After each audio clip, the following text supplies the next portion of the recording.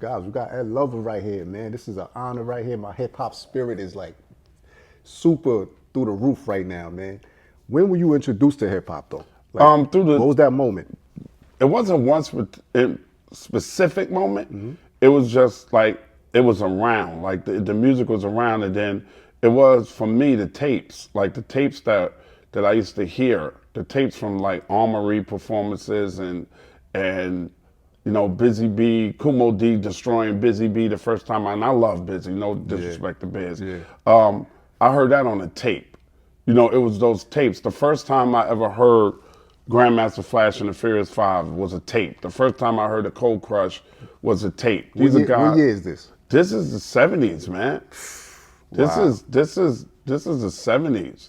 You know, this is, and all of that it was the tapes, man. It was that, and it was the fact that Russell Simmons wasn't far from me. Right. Oh, wow. He wasn't far from me. And then he used to throw these parties, and they used to have an ice cream parlor on Hollis Avenue when I was a kid. And he used to throw parties up there. He used to bring Curtis Blow. Wow. You know, and Curtis Blow, and then Run was not too far from me, and Run was his DJ. He used to call himself DJ Run, the son of Curtis Blow. So the hip hop and the music and the movement has always been just a big part of my life. It's always been there. It's always been somewhere around. Right. You know, from even dating back to the Last Poets and the cats like that, dating back to my parents playing music in the house. My mother used to buy all of this music all the time and playing on 45s. I know this is real old for a lot of youngins, right? Yeah. But she'd buy the 45s and play the 45s.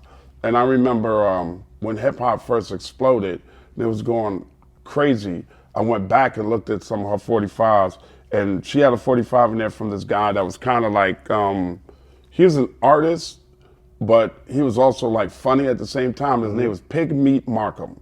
And he had a song called Here Come the Judge. Okay. And I remember listening to that song again once I was into what hip hop was really doing. It was going, and listening, going like, this was hip hop before we knew what hip hop was. Right, right. Because he was actually rhyming on the record. Right. This before Sugar Hill, this before any of that stuff came out. So that, I guess that way of putting words together and doing things was always there. We just took it to another level. You are now watching Rhymes and Politic. Spit them balls.